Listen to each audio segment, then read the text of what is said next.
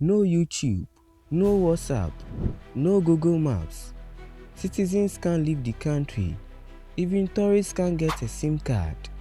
In this place, your phone is just a camera. There is no ATM, no Wi-Fi, and filming the wrong building could get you in trouble. But here's the surprising part. It's calm, it's clean, and it's one of the safest places in Africa.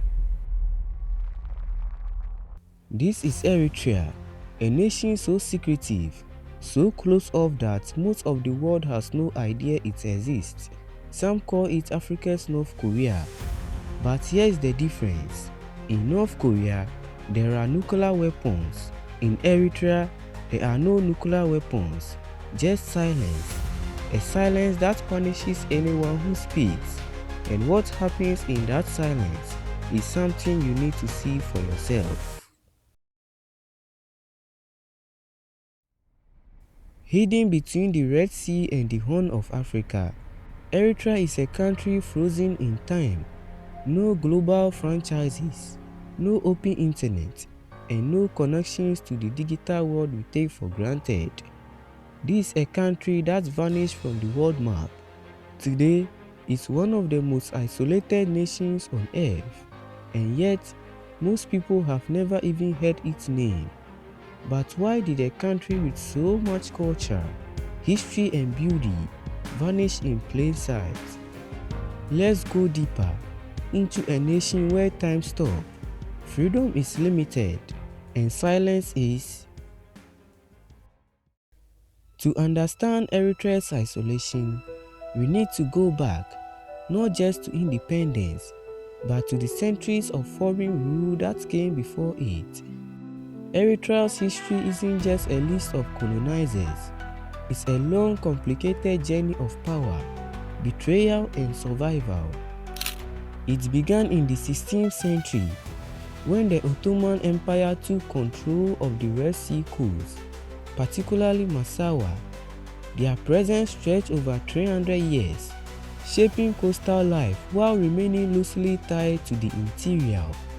In the mid-1800s, the Egyptians took over parts of that coastline, expanding their influence until they handed power to the next empire. In 1890, Italy declared Eritrea an official colony. It was the Italians who carved out modern Eritrea's borders, built roads, railways and cities, and left a deep imprint on culture and architecture, especially in Asmara. Then came World War II and Italy's defeat.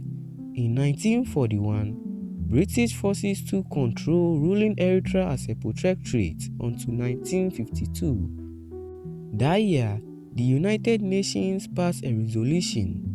Eritrea will be united with Ethiopia. On paper, it was independent. In reality, Ethiopia controlled key decisions. And in 1962, Ethiopia formally joined Eritrea, stripping away its parliament and government. That decision ignited a 30-year war for independence, one of Africa's longest and deadliest conflicts. So, while Italy's colonization is the most well-known, Eritrea's identity was shaped by Ottoman rule, Egyptian ambitions, British administration, Ethiopian annexation, and above all, an unbreakable will to resist.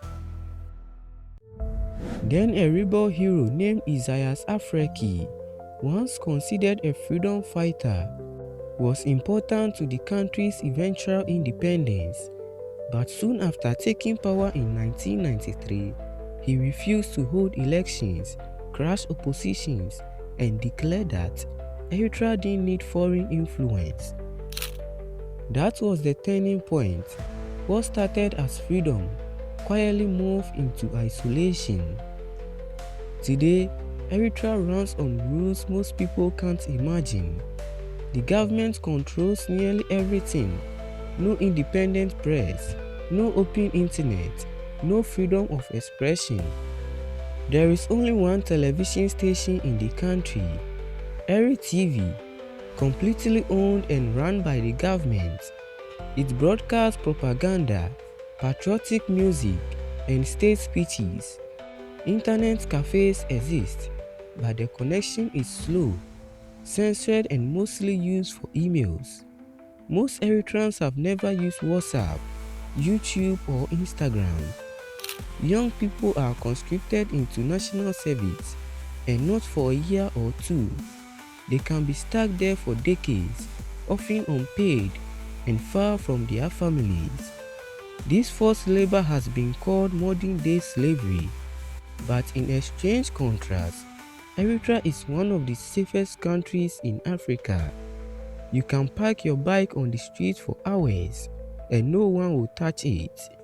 Asmara, the capital, is peaceful, clean, beautiful, almost too quiet. But for tourists, the experience is surreal. No local SIM card, no Wi-Fi, no ATM. You use offline maps to get around. Electricity disappears during the day, water cuts without warning, and if you want to travel outside the city, you need permission from the tourism board.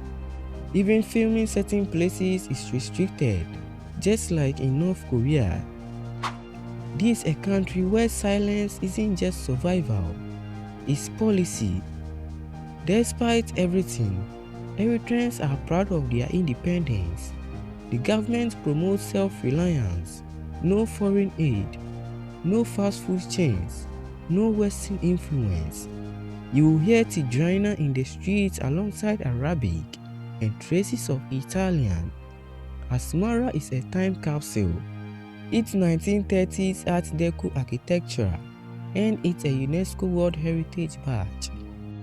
And there is the tank graveyard, a massive field of rusting tanks and war machines, just left behind like frozen evidence of the fight it took to be free. The people are striking, beautiful, friendly, and proud. They smile easily, they help strangers, and despite the hardship, they carry themselves with dignity.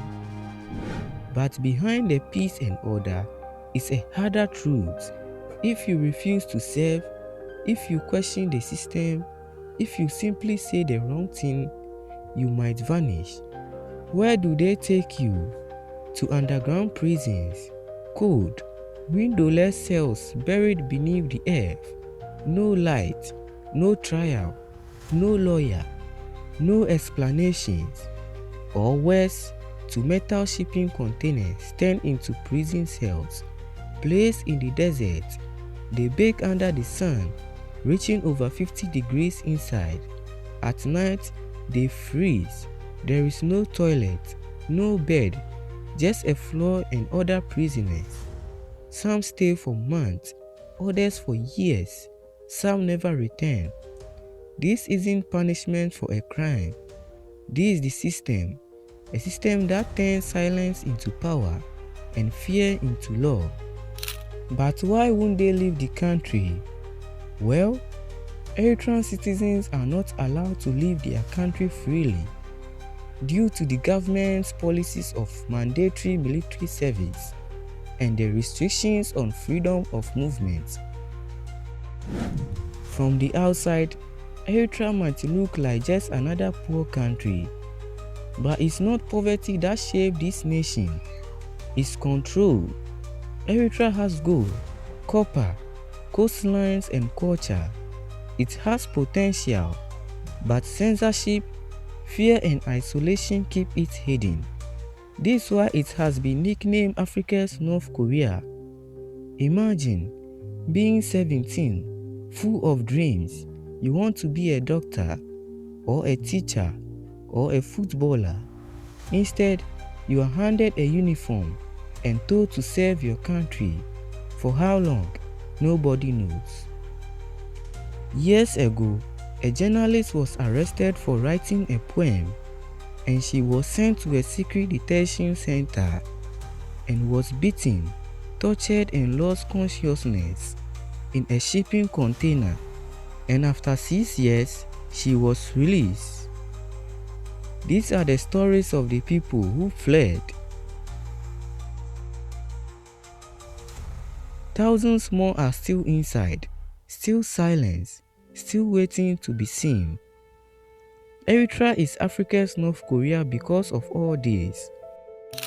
If this story moves you, don't let it end here. Subscribe to the channel, hit that like button, leave a comment, share this video with someone who's never heard of Eritrea. This was one story the world forgets, but it's not the only one. There is another place, another people, another truth waiting to be seen. Click here and I will see you there.